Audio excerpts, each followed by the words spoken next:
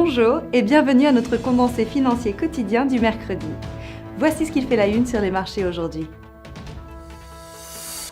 4 conseils écossais ont la lourde tâche de transformer le revenu universel de base de l'utopie à la réalité en mettant au point les premiers programmes pilotes en Grande-Bretagne. Le dollar US rôdait en dessous des 113 yens lundi à Tokyo dans un contexte d'attente après les réformes fiscales aux États-Unis. Le Kremlin a déclaré lundi qu'il espérait que l'accord conclu entre le plus gros producteur de pétrole de Russie, Rosneft, et le conglomérat Systema serait mis en place sans accroc.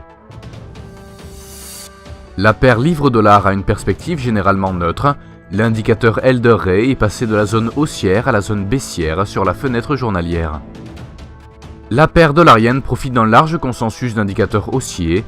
La stochastique s'est bien adoucie lors des dernières 72 heures et signale maintenant la hausse. Le cours du pétrole brut semble particulièrement haussier.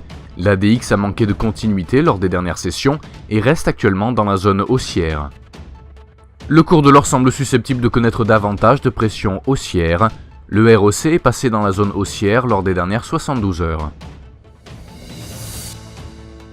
Les ventes de logements en cours aux États-Unis seront publiées à 15h GMT. Les investissements étrangers dans les actions japonaises à 23h50 GMT. L'indicateur de la consommation UBS en Suisse à 6h GMT. L'indice Redbook aux États-Unis à 13h55 GMT. Le stock hebdomadaire API de pétrole brut aux États-Unis à 21h30 GMT. Et les investissements étrangers dans les obligations au Japon à 23h50 GMT.